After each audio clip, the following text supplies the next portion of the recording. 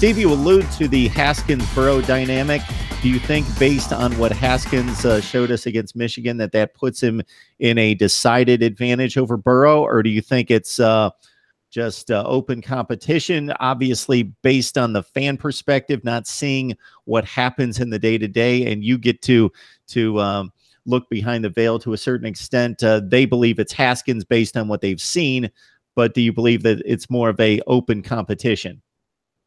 Well, Mark, I think you have to start with the fact that there's continuity with the coaching staff, which there hasn't necessarily been at Ohio State. They have, of course, Urban Meyer, the head coach. Kevin Wilson will be back for his second season as the offensive coordinator, the former head coach at Indiana. And then you have Ryan Day, a former NFL assistant, who will be back as the quarterbacks coach for Ohio State, his second year working with all these guys. And Joe Burrow was the number 2 quarterback until about a week before the first game this past year.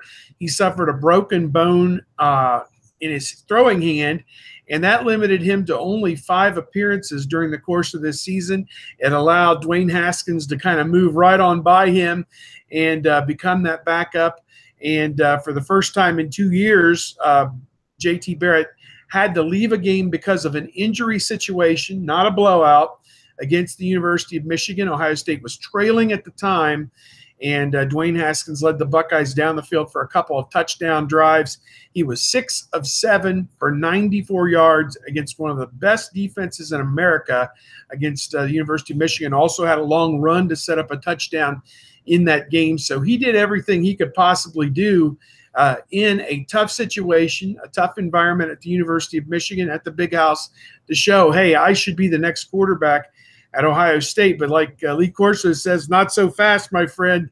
They're going to zero that out and start back at the beginning with spring football. And of course, it'll be in the back of everyone's mind. Ryan Day, Kevin Wilson, Urban Meyer, what Haskins did when the chips were all on the line and what Haskins did. But Burrow is no slouch. And in fact, in the 2 seasons, Burrow has seen action a little bit last year in mop-up, and of course just the very end of 4 or 5 games this year.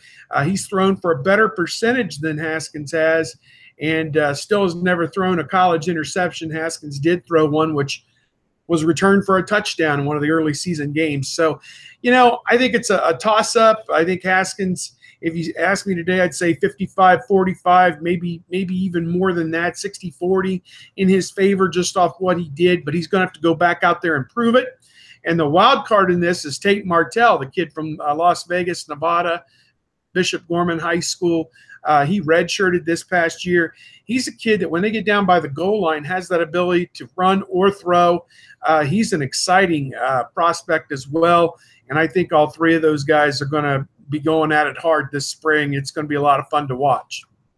Yeah, not to make too much out of one play, but trailing in the second half on the drive that JT Barrett was hurt and Dwayne Haskins suffers a couple penalties, moves the team behind the sticks, and then he just rips off that 3rd and 14 throw that Austin Mack held on to. Great and catch. That was, Yep. I don't want to make too much of that because we see throws like that occasionally, but that's not a throw that a collegiate player makes on a regular basis. We see that on Sundays most of the time. He ripped it through a small window and really had to gun that thing, and it was perfectly timed, perfectly placed, and it was moving.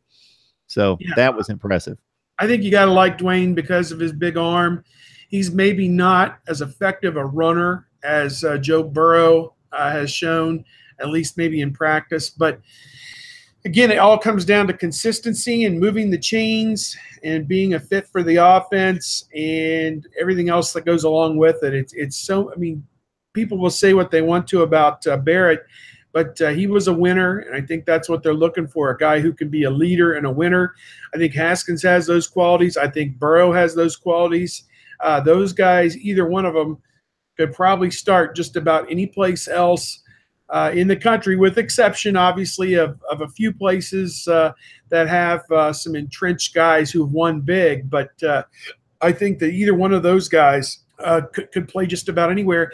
And the interesting turn on the Burrow story is he will graduate within 3 full years with his undergraduate degree, his bachelor's degree, in May. And that makes him eligible, Mark. He can leave as a graduate transfer with 2 full seasons of eligibility left, could go anywhere in the country and start right away if he comes out of the spring and is not certain he's going to be the starter in the fall. So may try and roll the dice there a little bit, but he says as of right now, he's leaning toward coming back to Ohio State regardless. He loves it at Ohio State. He's an Ohio kid from Athens, Ohio. His dad, Jim, has been on the staff with Frank Solich down at Ohio University for the last 13 seasons. His dad and 2 of his brothers played at Nebraska, and perhaps that factors into his thinking if Scott Frost, the new coach at Nebraska, is looking after spring football for somebody that could to play quarterback. Just kind of file that away in your mind that that could be a tie-in at a later date. But as of right now, Burrow is all in at Ohio State. We'll just see how it shakes out this spring. Now, that's something you don't see on a regular basis, 2 years of eligibility after the graduate transfer. I can't think of any cases like that. Well, he's taken full advantage of the situation because at Ohio State they have the 2 semesters. They also have a truncated May semester where you can take some classes, and, of course, summer semester in June and July and August. So it sounds like he's been a year-round student for 3 full years, and will get his what they call the 4-year degree in 3 calendar years. And that's just tremendous benefit for him and great preparation and great thinking to set himself up to succeed.